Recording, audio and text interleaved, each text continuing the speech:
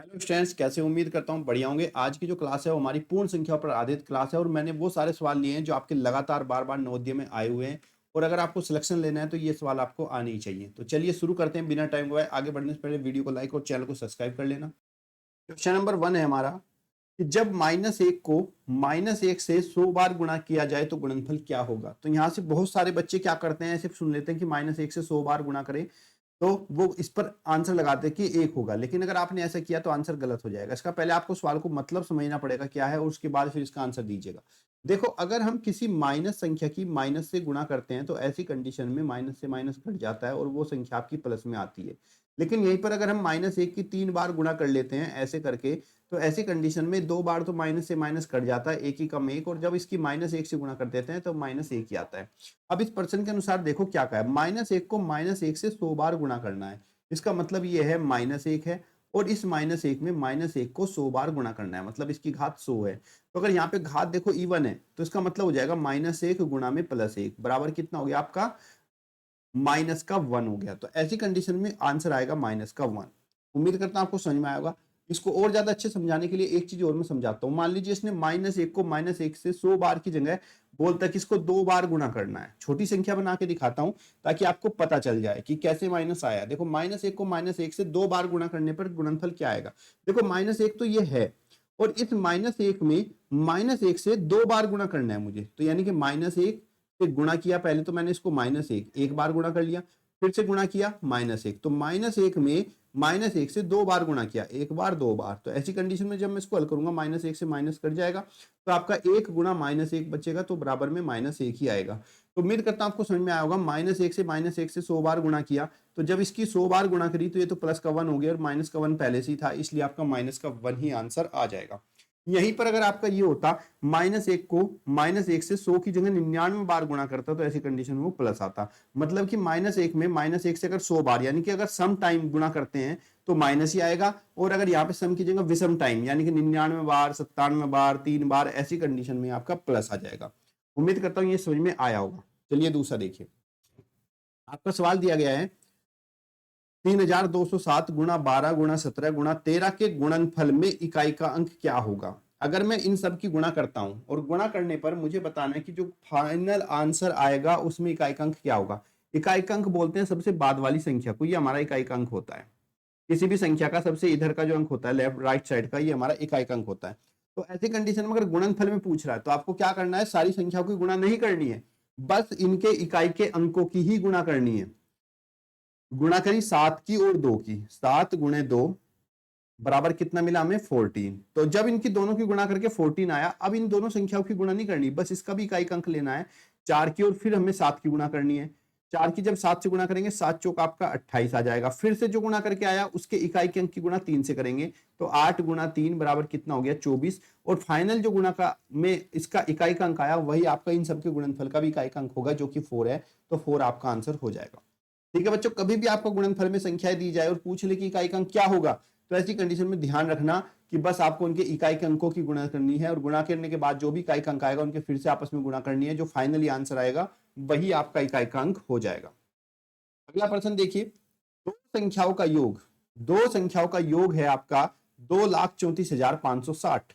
यदि एक संख्या दूसरी से 10,010 अधिक है तो बड़ी संख्या क्या होगी। अगर आपसे देखो दो ही तरीके से पूछा जा सकता है, दो संख्याओं का योग ये है, एक संख्या दूसरे से इतनी अधिक है तो या तो वो इसमें बड़ी संख्या पूछ लेगा या फिर इसमें वो छोटी संख्या पूछ लेगा। अगर आपसे पूछिए कि बड़ी संख्या क्या होगी तो बड़ी संख्या निकालने के लिए आपको क्या करना है, जो भी इनका योग दिया गया है, जो कि दिया गया है 2,34,560, इसके योग में जितना ही अधिक था उसको प्लस कर देंगे, 10,000, 10 को यहां पे क्या करेंगे प्लस कर देंगे और 2 से इसको भाग कर देंगे। इसको जब हम हल करेंगे तो हमारी बड़ी संख्या आ जाएगी। अगर ये हमसे पूछता कि छोटी संख्या क्या है तो छोटी संख्या के लिए सेम टू सेम प्रोसेस होती, बस यहाँ पे जहां हमने प्लस किया प्लस की जगह माइनस कर देंगे और 2 से भाग, तो ऐसी कंडीशन में छोटी संख्या आ जाएगी। चलिए इसको हल करते हैं।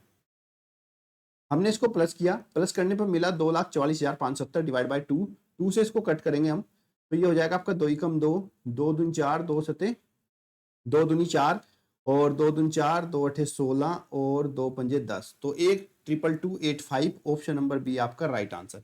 यहीं पर आपको छोटी संख्या पूछता, हम फिर से बता रहा हूं कि अगर एक संख्या दूसरे से इतनी बड़ी है तो छोटी होता, तो टोटल योगफल में से जितना अधिक था उसको माइनस करते और 2 से भाग, तो छोटी संख्या आ जाती।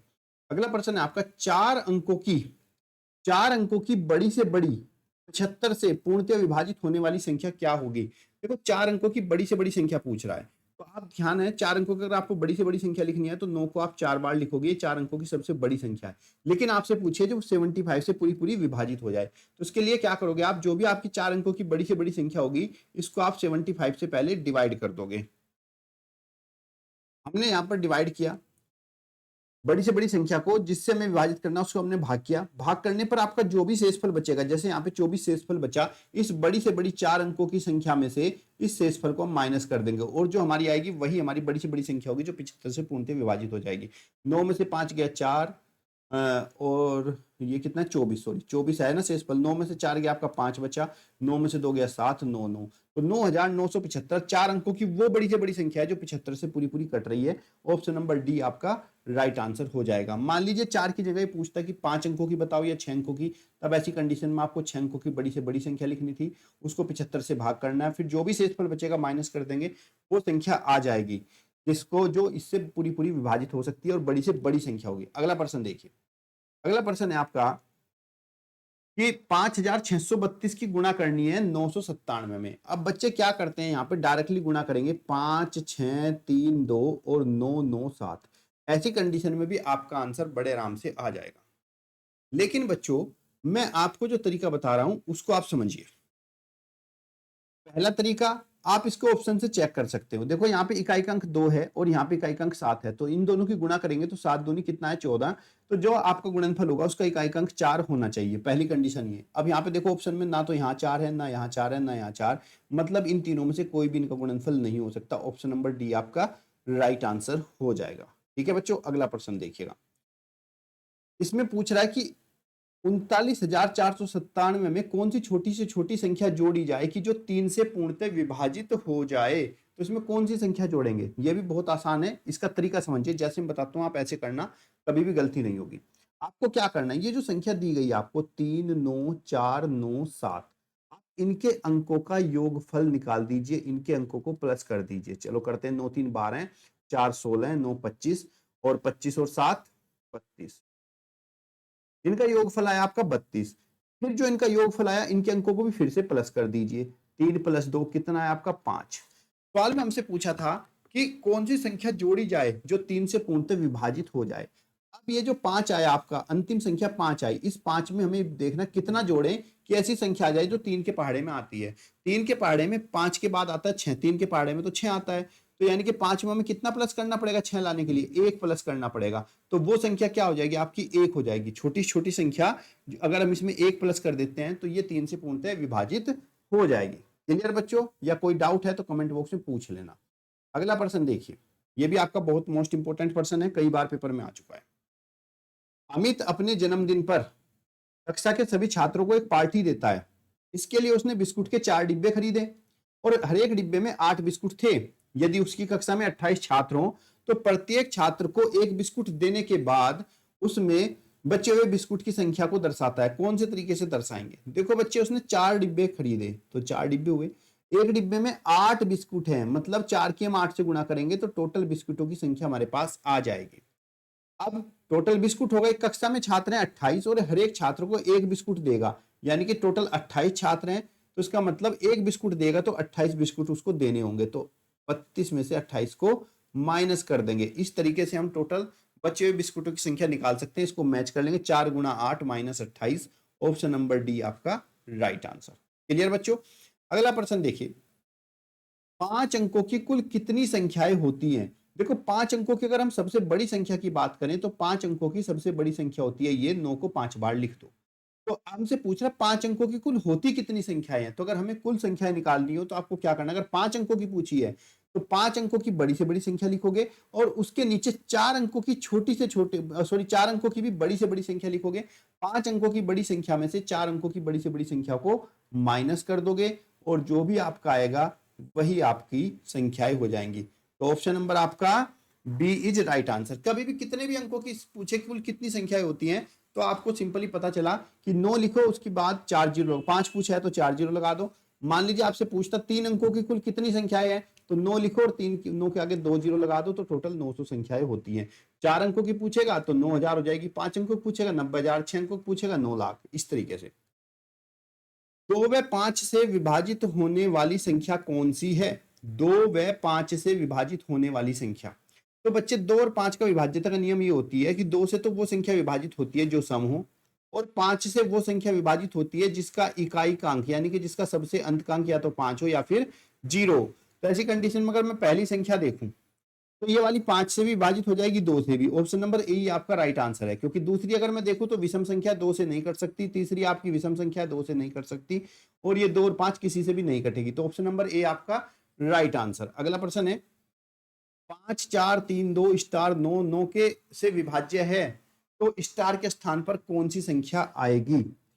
तो इसके लिए क्या करेंगे हम बच्चों, जो भी आपको संख्या दी गई है, यहाँ पे जो भी आपको संख्या दी गई है, ये 5 4 3 2 स्टार और 7, हमें बताना है स्टार के स्थान पर कौन सी संख्या रखें कि ये 9 से पूरी पूरी विभाजित हो जाए।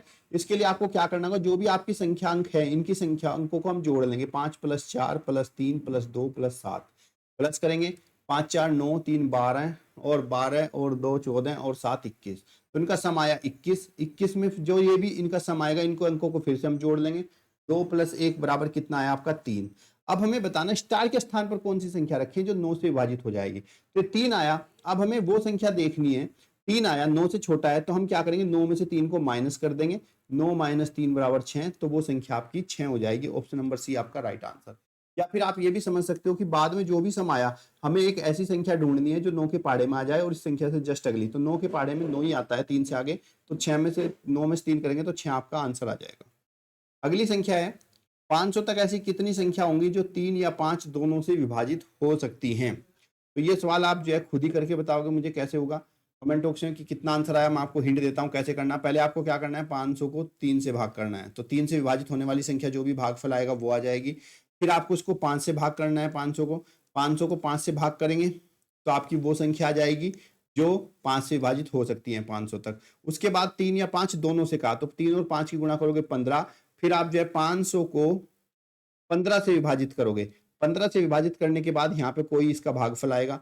फिर आप 3 वाले भागफल और 5 वाले भागफल, इन दोनों भागफल को प्लस कर दोगे और उसमें से इसके भागफल जो भी आया उसको माइनस कर दोगे, तो आपको पता चल जाएगा ऐसी कितनी संख्याएं हैं जो 3 और 5 दोनों से विभाजित हो सकती हैं। अगला सवाल है आपका 4 से पूर्णतः विभाजित होगी वो संख्या आपको ढूंढनी है। तो 4 का विभाज्यता का नियम है, जिस भी संख्या के बाद के 2 अंक, जिस भी संख्या के बाद के 2 अंक 4 से पूरे पूरे विभाजित हो जाते हैं, वो पूरी संख्या भी 4 से विभाजित हो जाती है। तो यहां पर देखिए बाद के 2 अंकों को भाग करके देख लीजिए। 68 है, क्या ये 4 से विभाजित होगा? चलिए देखते हैं। 4 से भाग करो, 4 ही कम 4, 6 में से 4 गए 2, आया 28, 4 7 28, पूरा पूरा विभाजित हो गया, मतलब यही आपका आंसर हो जाएगा। अगला प्रश्न है निम्नलिखित में से कौन सी संख्या 45 से पूर्णतः विभाजित है? कौन सी संख्या 45 से पूरी पूरी विभाजित हो जाएगी? अगर हम 45 के गुणनखंड करते हैं तो 45 के गुणनखंड आते हैं आपके 9 × 5, 9 × 5 = 45। मतलब ऐसी संख्या जो 9 और 5 दोनों से विभाजित होगी वो आपकी 45 से भी विभाजित हो जाएगी। चलिए देखते हैं। 9 से विभाज्यता का नियम क्या था कि संख्या के जो अंक है इन सब का योग 9 से विभाजित होना चाहिए। और 5 से विभाज्य का नियम है कि इकाई का अंक जो है, इकाई का सबसे बाद का अंक या तो 0 या 5, तो 0 5 यानी कि 5 से तो सारी विभाजित हो रही हैं। अब हमें बस ये ढूंढना है कौन सी संख्या है जो 9 से विभाजित हो जाए, और जो संख्या 9 से विभाजित होगी वही आपकी 45 से विभाजित हो जाएगी। 9 से विभाजित के लिए इनके अंकों का योगफल 1 और 8 9, 10 5 15 और 15 और 6 21, यानी कि 21 जो है 9 के पाड़े में नहीं आता, ये विभाजित नहीं होगी। 3 3 6 और 1 7 और 1 8 4 12 और 12 और 5 17, ये भी विभाजित नहीं होगी। 2 2 4 8 12 और 6 18, इनके अंकों का सम आया 18, और 18 9 के पाड़े में आता है, और साथ ही साथ बाद में 0 यानी कि 5 और 9 दोनों से विभाजित हो रही है, तो ये 45 से भी होगी। ऑप्शन नंबर सी आपका राइट आंसर हो जाएगा। अगला प्रश्न है 33 को किस संख्या से भाग दें कि भागफल 55 आ जाए? बहुत बढ़िया सवाल है। कह रहा है ये देखो 33 है, इस 33 को किस संख्या से भाग दें कि भागफल क्या है आपका 55?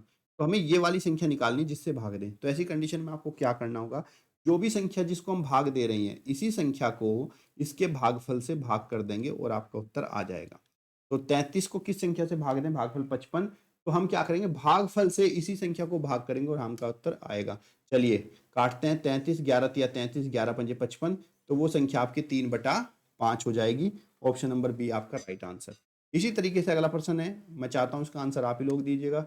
हिंट मैं दे देता हूं, इसको किस संख्या से भाग दे कि भागफल 17 आ जाए। तो मैंने क्या किया, भागफल से इसी संख्या को भाग कर देना और आपका आंसर आ जाएगा। तो अगर आप जो है बहुत ही सीरियस हो, अपनी तैयारी को लेकर अच्छे से तैयारी करना चाहते हो, तो आपको जो मैंने बताया ये सब सवाल जो आपके मोस्ट इंपॉर्टेंट है, और आप अगर यहाँ तक आ रहे हो, देख रहे हो वीडियो, तो मतलब आपको तैयारी अच्छे से आपकी हो रही है, आप बहुत ही सीरियस तैयारी कर रहे हो। तो वीडियो को लाइक और शेयर कर लेना, जिससे आने वाले सारे अपडेट आप तक पहुंचते रहे। जो नोट्स अगर आपको चाहिए तो मेरा फ़ोन नंबर अब मेरी वीडियोज़ में है, वहाँ से आप ले सकते हो, या फिर आप मेरे डिस्क्रिप्शन में जाओगे तो वहाँ पर आपको मिल जाएगा। तब तक के लिए धन्यवाद। जय हिंद, जय भारत, बेस्ट ऑफ लक।